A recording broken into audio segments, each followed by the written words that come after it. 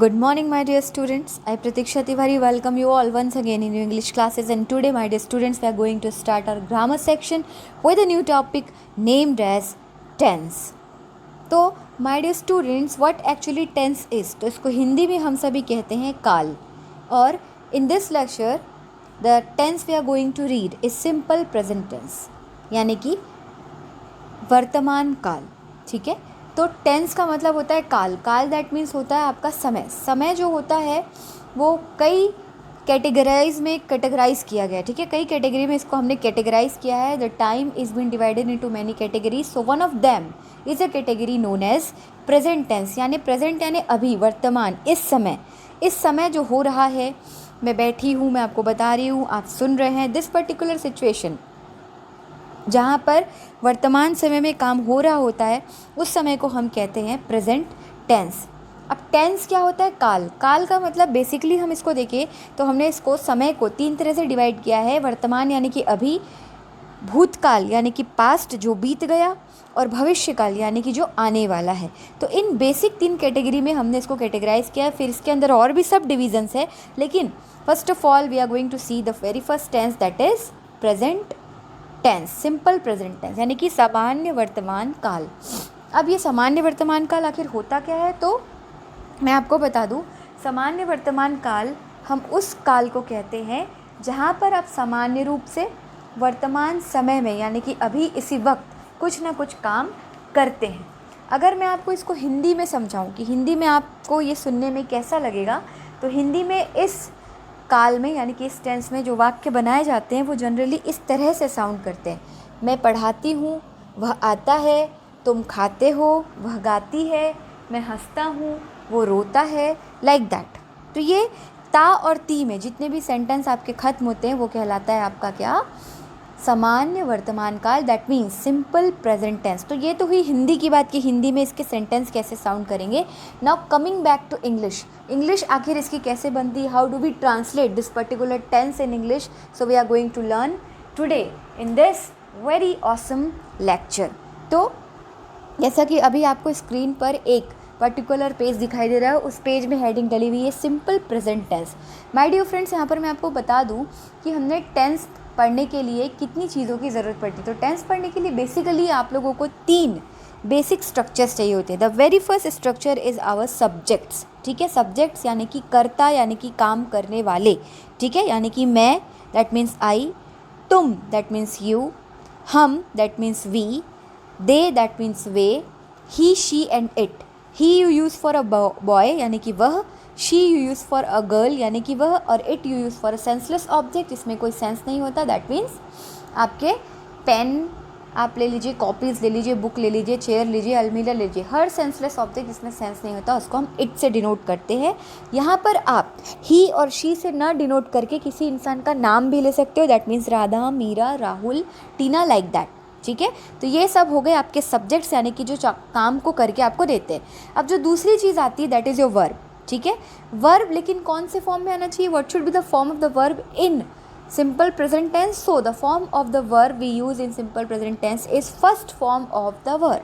ठीक है, किसी भी वर्ब के तीन तरह के फॉर्म होते हैं. फर्स्ट फॉर्म यानी कि present form, second one is past form, and third one is past participle form.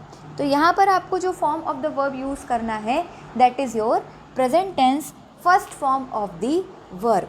Now moving ahead, the next thing we have to see is the object. ठीक है, तो बेसिक आपके फॉर्मूले में तीन चीज़ें आती हैं, subject plus verb plus object. Object मतलब वो चीज़ जिसके ऊपर काम किया जा रहा है. ठीक है, फॉर एग्जांपल मैंने एक सेंटेंस लिया, मैं आम खाती हूँ. ठीक है, तो मैं, that means I is the subject. ठीक, अब काम क्या हो रहा है यहाँ पर? खाने का काम हो रहा है. तो खाना, that means eat is your verb. अब आप खा क्या रहे हो? Mango. So mango is your object. तो इस तरह से तीन चीज़ों को जब आप प्लस कर देते हो तो एक फार्मूला तैयार होता है. This formula is applied in each and every tense. So these basic three elements are subject plus verb plus object. अब सब्जेक्ट कौन कौन से होते हैं? सो आई वी यू दे, हम सबसे पहले आई वी यू दे इन 4 सब्जेक्ट्स के लिए प्रेजेंट टेंस में सिंपल सेंटेंस बनाना सीखेंगे कि प्रेजेंट टेंस में आई वी यू दे इन 4 सब्जेक्ट्स के लिए कैसे हम यहाँ पर सिंपल सेंटेंस को बनाते हैं। तो आइए देखते हैं। जैसा कि मैंने आपको बताया सिंपल प्रेजेंट टेंस यानी कि सामान्य वर्तमान काल, तो इसकी हिंदी कैसे साउंड करेगी, जहाँ पर आपको ता और ती ऐसे शब्द सुनाई दे और जहाँ पर आपको है और हैं ये शब्द में ख़त्म होते हुए आपका जो सेंटेंस है वो सुनाई दे, ये आपका कहलाता है सिंपल प्रेजेंट टेंस। यानी कि मैं आता हूँ, वो जाता है, वह रोता है, मम्मी सब्जी बनाती है, टीचर वर्ब पढ़ाती है। तो देखिए यहाँ पर पढ़ाती है, खाता है, आता है, ताती पे चीज़ें एंड हो रही है और है में एंड हो रहा है। दैट मीन्स जहाँ पर ताती आए और जहाँ पे है और है आए, that is your present tense. इससे पता चलता है हिंदी में कि आप प्रेजेंट टेंस में बात कर रहे हो। अब इसकी इंग्लिश आप ट्रांसलेट कैसे करोगे, so let us learn with this.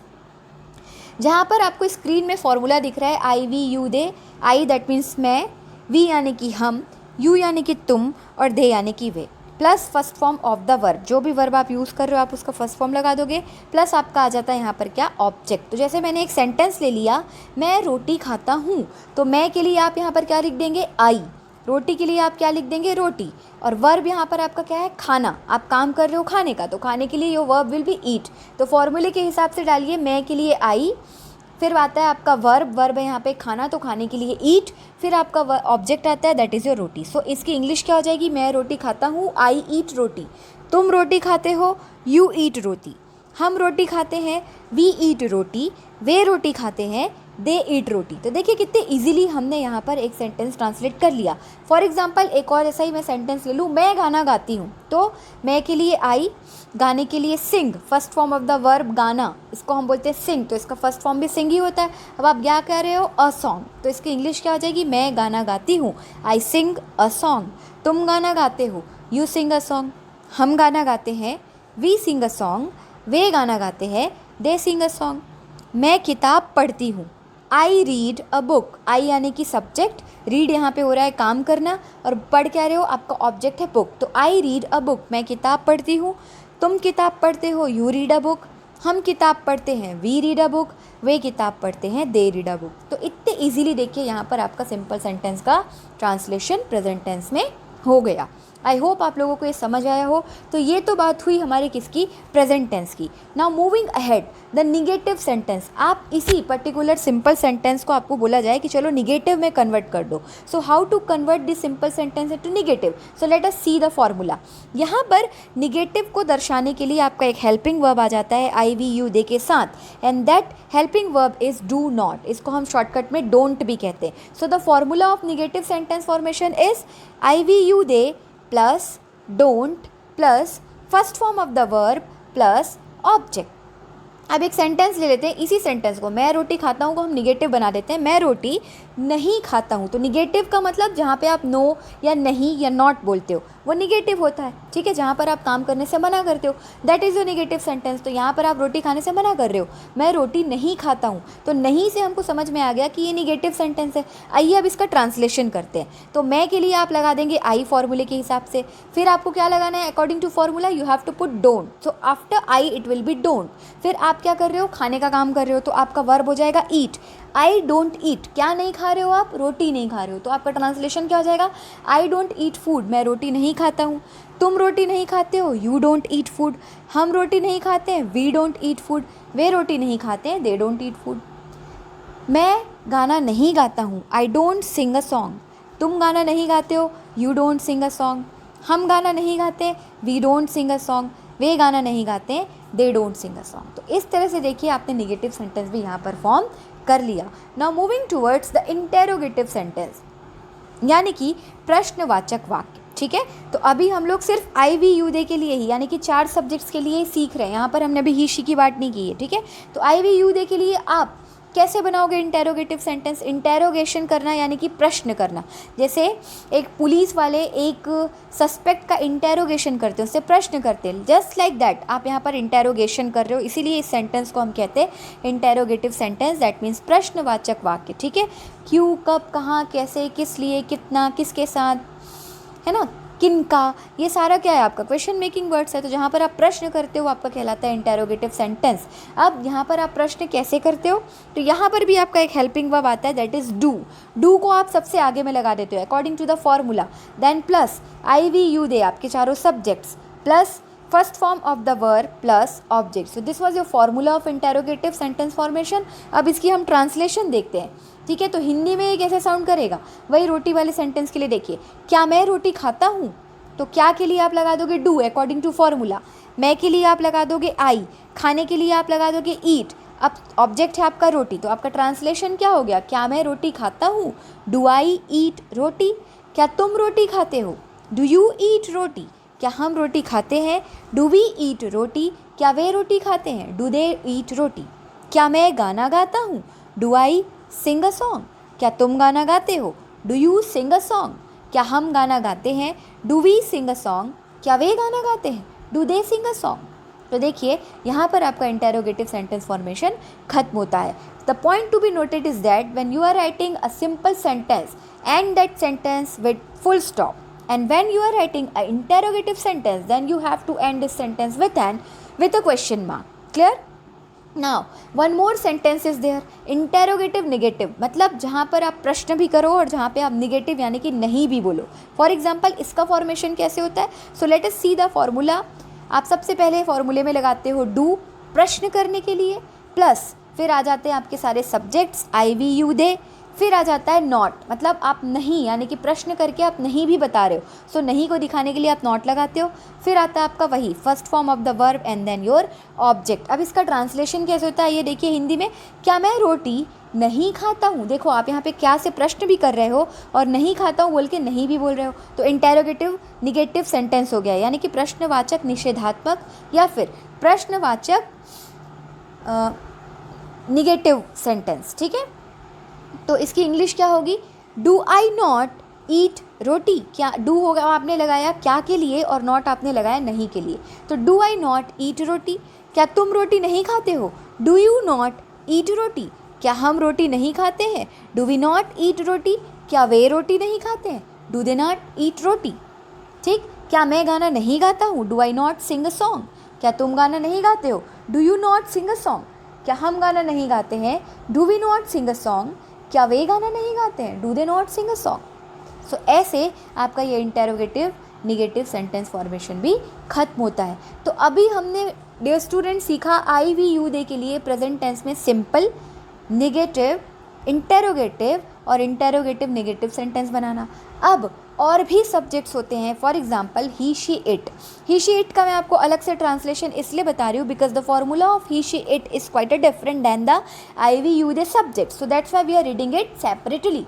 So let's see कि जब आपको ही शी इट, ही यानी कि आप बॉय के लिए वह डिनोट करने के लिए ही यूज़ करते हो, शी यानी कि आप गर्ल के लिए वह डिनोट करने के लिए शी यूज़ करते हो, इट यानी कि सेंसलेस ऑब्जेक्ट या इंडिकेटिव सेंटेंस के लिए आप इट लगाते हो, और यहाँ पर किसी इंसान का नाम भी आ जाता है, for example Radha, Rohan, Sita, Gita, Pratiksha. Okay, जब आप किसी का नाम भी लेते हो तो आप यही फॉर्मूला यूज़ करते हो। ठीक, तो यहाँ पर अब हमको ये समझ में आता है कि ही शी इट या किसी का नाम जब आप ले रहे हो तो आप किसी एक ऑब्जेक्ट की, किसी एक इंसान की बात कर रहे हो। तो इसका फॉर्मूला कैसे बनता है आइए देखिए। जब हम ही शी इट के लिए सेंटेंस बनाते हैं तो यहाँ पर भी हम यूज़ करते हैं first form of the verb, but in this हम वर्ब में एक चीज़ ऐड कर देते हैं, वो होता है आपका s/es, यानी कि s या es आप वर्ब में ऐड कर देते हो। अब आप ये ऐड किस बेसिस पे करते हो, तो आप ये ऐड करते हो प्रोनाउंसिएशन के बेसिस पे। ठीक है, आप वर्ब के प्रोनाउंसिएशन के बेसिस पे वहाँ पे वर्ब में s या es लगा देते हो। फॉर एग्जाम्पल मुझे सिंग में एस लगाना है कि ई एस, मैं वो लगा के देखूंगी। अगर आप ई एस लगाते हो तो बन जाएगा सिंगेस, देखो बोलने में अच्छा नहीं लग रहा है, तो ऑब्वियसली हमको ये समझ में आ गया कि सिंग में ई एस नहीं लगेगा बल्कि एस लगेगा, तो बन जाता है सिंग्स। अब आप टीच, टीच में एस लगा के देखो, टीच बोलते भी नहीं बन रहा आपको ढंग से, तो मतलब इसमें एस नहीं लगेगा, तो क्या लगेगा, ई एस लगेगा, तो ये बन जाएगा टीचेस। दैट मीन्स वर्ब के प्रोनाउंसिएशन के हिसाब से आप उसमें एस या ई एस क्या करते हो डियर फ्रेंड्स, ऐड कर देते हो। अब हम देखते हैं कि अब क्या आता है, अब आ जाता है आपका ऑब्जेक्ट। तो फॉर्मूला क्या बन गया, he she it plus first form of the verb plus S और E S on the basis of the pronunciation you have to add plus object. तो देखिए अब इसकी हिंदी कैसे बनती है, वह खाना खाता है। खाता दैट मीन्स आप लड़के की बात कर रहे हो, आपके वर्ब से आपको समझ में आ गया तो आप ही से सेंटेंस बनाओगे। सो द ट्रांसलेशन क्या हो जाएगा, ही ईट्स फूड। अब देखो मैंने ईट में एस लगा दिया according to formula on the basis of the pronunciation, तो ट्रांसलेशन क्या हो गई, ही ईट्स फूड। वह खाना नहीं खाता है, सॉरी वह खाना खाती है तो शी ईट्स फूड। ठीक है, राधा खाना खाती है तो राधा ईट्स फूड। वह गाना गाता है, ही सिंग्स अ सॉन्ग। वह गाना गाती है, she sings a song. Radha गाना गाती है, राधा सिंग्स अ सॉन्ग।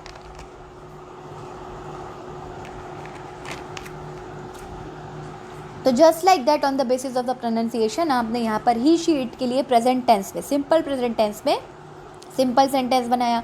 तो ये तो बात हुई सिंपल सेंटेंस फॉर्मेशन की।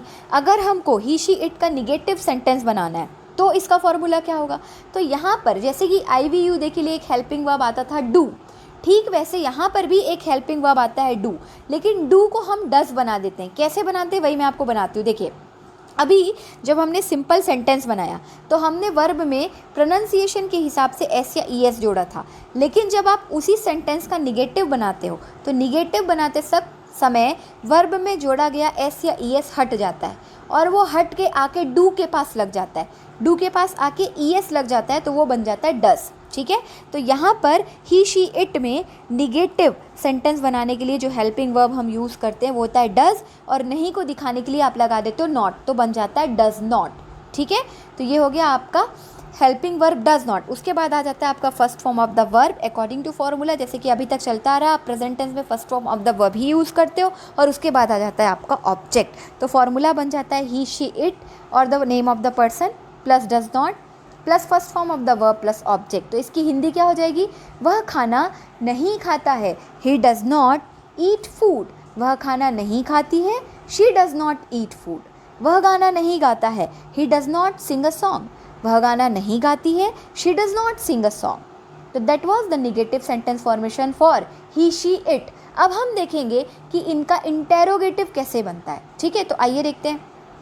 अब आपने निगेटिव बनाते समय जो डज वर्ब लगाया था, है ना, हेल्पिंग वर्ब, उस वर्ब को आप सामने में लगा दो। ठीक है, अकॉर्डिंग टू फॉर्मूला। देखिए डज पहले आ रहा है, फिर आप लगा रहे हो ही शी इट यानी कि आपके सब्जेक्ट्स, फिर आप लगा रहे हो first form of the verb और प्लस ऑब्जेक्ट। यहाँ पे फिर से डज आ रहा है, दैट मीन्स वर्ब में हमने जो सिंपल सेंटेंस बनाते वक्त एस या ई एस लगाया था वो आगे डू के पास लग गया और वो बन गया डज। डज लग रहा है मतलब वर्ब में एस या ई एस नहीं लगेगा। ठीक है, एस या ई एस वर्ब में आप सिर्फ और सिर्फ सिंपल सेंटेंस में लगाते हो। तो अब हम बनाते हैं इंटेरोगेटिव सेंटेंस। क्या वह खाना खाता है, तो क्या के लिए आप लगा दोगे डज, वह के लिए आप लगा दोगे ही, क्योंकि खाता है यानी कि लड़का है तो ही आ जाएगा। अब खाने के लिए आप लगा दोगे ईट, फिर आ जाता है आपका फूड। ठीक है, खाना खा रहे हो तो आपका फूड जो है ऑब्जेक्ट हो गया। तो ट्रांसलेशन क्या हुआ, क्या वह खाना खाता है, डज ही ईट फूड। क्या वह खाना खाती है, डज शी ईट फूड। क्या राम खाना खाता है, डज राम ईट फूड। तो ये हो गया आपका interrogative sentence translation for the he she it. ठीक, एक और ट्रांसलेशन कर लेते हैं। क्या वह किताब पढ़ता है, डज ही रीड बुक। क्या वह किताब पढ़ती है, डज शी रीड बुक। क्या वह राम जो है, क्या राम किताब पढ़ता है, does Ram read the book. तो ये हो गया आपका इंटेरोगेटिव सेंटेंस। अब हम आ जाते हैं इंटेरोगेटिव निगेटिव सेंटेंस पे। ठीक है, यानी कि जहाँ पर आप प्रश्न भी कर रहे हो और जहाँ पर आप नहीं भी बोल रहे हो। तो जब हमने आई वी यू दे के लिए इंटेरोगेटिव निगेटिव बनाया तो हमने डू नॉट लगाया, यहाँ पर हम लगा देंगे डज नॉट, क्योंकि ही शी इट के लिए हम डज यूज़ करते हैं। तो फॉर्मूला क्या हो जाएगा, does plus he she it plus not plus first form of the verb plus object. तो इसकी हिंदी ट्रांसलेशन क्या होगी, क्या वह खाना नहीं खाता है। ठीक है, देखो आप क्या से प्रश्न भी कर रहे हो और नहीं लगा के आप नहीं भी बता रहे हो। तो इसकी इंग्लिश ट्रांसलेशन क्या हो जाएगी according to formula, does he not eat food. क्या वह खाना नहीं खाती है, does she not eat food. क्या राम खाना नहीं खाता है, does Ram not eat food. ठीक, इसी को आप ऐसे भी बोल सकते हो, doesn't she eat food, doesn't he eat food, doesn't Ram eat food. Doesn't he sing a song, doesn't she sing a song, doesn't Ram sing a song. तो इस तरह से हमने I we you they he she it सभी के लिए simple negative interrogative और interrogative negative sentence formation simple present tense का सीख लिया। लेकिन क्या केवल इतने ही सेंटेंस होते हैं, नहीं, और भी तरह के प्रश्न हम हमारे डेली लाइफ में करते हैं। ठीक है, जैसे क्यों, कब, कहाँ, कैसे, कितना, किसके साथ, कौन सा, किस लिए, ठीक है। तो इसको हम बोलते हैं 7W रूल, यानी कि कई तरह के क्वेश्चंस यहाँ पर किए जाते हैं जिसको इंग्लिश में बोला जाता है 7W रूल, यानी कि when, why, how, where, how long, whose, which, etcetera. ये सारे प्रश्न करने के लिए आप कैसे सेंटेंस का ट्रांसलेशन करेंगे, तो आइए देखते हैं। सबसे पहले आप 5 तरह के क्वेश्चन वर्ड यहाँ पर ले लीजिए। व्हेन यानी कि कब, व्हाई यानी कि क्यों, वेयर यानी कि कहाँ, हाउ यानी कि कैसे, और हाउ लॉन्ग यानी कि कितने देर तक, ठीक है। तो इन सब को सबसे पहले लगाइए। फिर आप लगा लीजिए डू और डस, ठीक है। डू आप लगाओगे किसके लिए, आई वी यू दे के लिए, मैंने आपको बताया है। और डज आप किसके लिए लगाओगे, ही शी इट, या किसी इंसान के नाम के लिए, ठीक है। तो फिर आपका फॉर्मूला में आ जाता है डू या डस, और उसके बाद आ जाता है आपके सारे का सारा verb, I we you they, he she it, plus आ जाता है वही आपका first form of the verb plus object, ठीक है। अब मुझे बोलना है मैं कब खाना खाती हूँ, तो ट्रांसलेशन क्या हो जाएगा, when do I eat food. मैं क्यों खाना खाती हूँ, why do I eat food. मैं कैसे खाना खाती हूँ, how do I eat food. मैं कहाँ खाना खाती हूँ, where do I eat food. मैं कब तक खाना खाती हूँ, how long do I eat food. इसी को ही शी के लिए बना के देखते हैं, ठीक है। मैं वह कब खाना खाता है, व्हेन डज, देखो ही शी ईट है तो डज आ गया, ठीक है। When does he eat food, वह कैसे खाना खाता है, how does he eat food. वह क्यों खाना खाता है, why does he eat food. वह कहाँ खाना खाता है, where does he eat food. वह कब तक खाना खाता है, so how long does he eat food. तो इस तरह से आप इन सारे सेंटेंस के लिए ये क्वेश्चन मेकिंग वर्ड यूज़ करके क्वेश्चंस बना लेते हो, ठीक। अब हम देखते हैं कि और भी जो क्वेश्चन वर्ड होते हैं उनके लिए कैसे क्वेश्चन बनाया जाता है। तो अब बात आती है हुज़ यानी कि किसका, और विच यानी कि कौन सा। तो हुज़ और विच से सेंटेंस बनाने का फॉर्मूला ये बोलता है कि इनके जस्ट बाद आप ऑब्जेक्ट को डाल दो, सब्जेक्ट को मत डालो, आप किसको डाल दो, ऑब्जेक्ट को डालो। उसके बाद आप डू लगाओ, फिर आपके सब्जेक्ट्स आएंगे, फिर आपका फर्स्ट फॉर्म ऑफ वर्ब आएगा, और फिर आपका यहाँ पर फॉर्मूला एंड हो जाता है। तो अब देखिए हम इसका ट्रांसलेशन कैसे करते हैं ना। हुज़ यानी होता है किसका, यानी कि मैं किसका खाना खाती हूँ। तो अकॉर्डिंग टू फॉर्मूला ट्रांसलेशन क्या हो जाएगा, हुज़। हुज़ के बाद आ जाना चाहिए ऑब्जेक्ट, ऑब्जेक्ट है फूड, तो हुज़ फूड, फिर आ जाएगा डू, प्रश्न यानी के लिए किसका, तो डू आ जाएगा। Who's food do I eat, मैं किसका खाना खाती हूँ। तुम किसका खाना खाते हो, whose food do you eat. हम किसका खाना खाते हैं, whose food do we eat. वे किसका खाना खाते हैं, whose food do they eat. Same चीज़ आप विच के लिए लगाओगे। तुम कौन सा खाना खाते हो, which food do you eat. हम कौन सा खाना खाते हैं, which food do I eat. मैं कौन सा खाना खाता हूँ, विच फूड डू आई ईट। वे कौन सा खाना खाते हैं, विच फूड डू दे ईट, ठीक। अब ही शी इट के लिए बनाते हैं तो डू हट जाएगा, डज आ जाएगा। वह कौन सा खाना खाता है, which food does he eat. वह कौन सा खाना खाती है, विच फूड डज शी ईट। तो इस तरह से आप हुज़ और विच के लिए भी ट्रांसलेशन करते हो। अब हम बात करते हैं विथ हुम यानी कि किसके साथ। तो यहाँ पर भी विथ हुम के बाद आप लगा दोगे क्या, डू और does, then I we you they he she it, आपके सारे वर्ब आ जाएंगे, then first form of the verb plus object. तो हिंदी ट्रांसलेशन कैसे होगी, मैं किसके साथ खाना खाती हूँ, with whom do I eat food. तुम किसके साथ खाना खाते हो, with whom do you eat food. वह किसके साथ खाना खाता है, तो वह आ गया मतलब डज आ जाएगा। With whom does he eat food, वह किसके साथ खाना खाती है, with whom does she eat food. तो आई होप आप लोगों को यहाँ तक क्लियर है। अब सबसे लास्ट वाली चीज़ आती है हाउ मच, यानी कि कितना खाना खाते हो आप। तो हाउ मच के बाद भी आप यहाँ पर लगा देते हो क्या, सीधा ऑब्जेक्ट। तो आप बोलते हो how much food do I eat, मैं कितना खाना खाता हूँ। How much food do you eat, तुम कितना खाना खाते हो। How much food do we eat, हम कितना खाना खाते हैं। और how much food do they eat, वे कितना खाना खाते हैं। अब ही शीट के लिए बनाते हैं तो ही शीट के लिए डज आ जाएगा। वह कितना खाना खाता है, how much food does he eat. वह कितना खाना खाती है, how much food does she eat. Ram कितना खाना खाता है, how much food does Ram eat. तो इस तरह से दोस्तों, my dear friends, my dear students, यहाँ पर हमने सिंपल प्रेजेंट टेंस का आई वी यू दे के लिए भी simple negative interrogative interrogative negative sentence बनाना सीखा, और ही शी इट के लिए भी सिंपल निगेटिव इंटेरोगेटिव और इंटेरोगेटिव निगेटिव सेंटेंस बनाना सीखा। इसके अलावा हमने 7W रूल लगाकर भी सारे क्वेश्चंस का ट्रांसलेशन करना सीख लिया है। तो आई होप आप लोगों को ये टेंस समझ में आया होगा। ये फॉर्मूलेस अपने दिमाग में आप क्या करिए, स्टोर कर लीजिए।